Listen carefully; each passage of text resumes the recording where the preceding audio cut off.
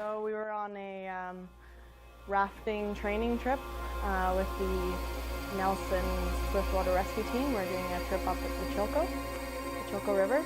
And on our way back, we stopped at the Thompson River, and we thought we'd run that as well. We might as well. We had all the boats and we were there. It was quite high when we got there.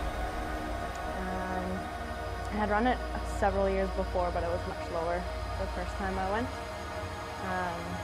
But we had just run some really big water, so we were feeling pretty confident. Jim, Kyle, and I actually decided to take our little playboat. We call it Baby Blue. It's a 9-foot raft. So we decided to R2 that down the Thompson River. Before we actually got onto the water, I remember that Chris Armstrong had brought his prototype RSS rapid survival system, and thought, you know what, I should ask people to lend it to me just because we got the sporty ride. And he agreed, so we put that onto my belt before we left, just in case. Yeah, so we started down the river and it was going pretty well. A couple first kilometers to figure out our different power differences. Jim Kyle's he's a bigger guy, 6 foot whatever. And then we got to what's called the Jaws of Death, the rapids, or Big Jaws. And we're going into it strong, we're going into it straight.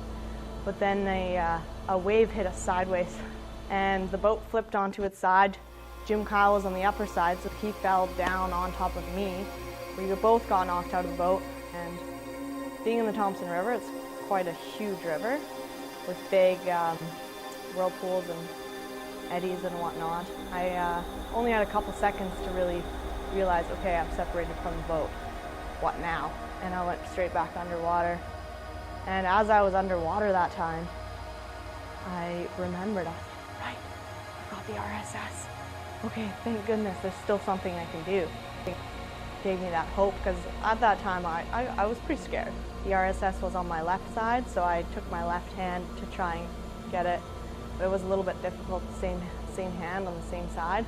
So I ended up letting go of my paddle and used both hands to deploy it, and it deployed, and I was still quite a ways underwater, pretty deep down.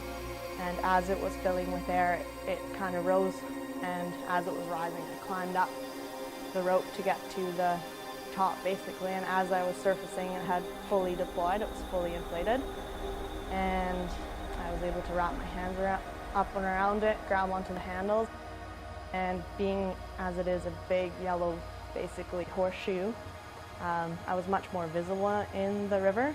So then Jim Kyle was able to spot me and catch up to me and get me back into the boat. At the time, it definitely felt like it saved my life. It definitely saved me from being in the water for quite a lot longer, probably. So having the RSS in the situation I was in definitely helped me.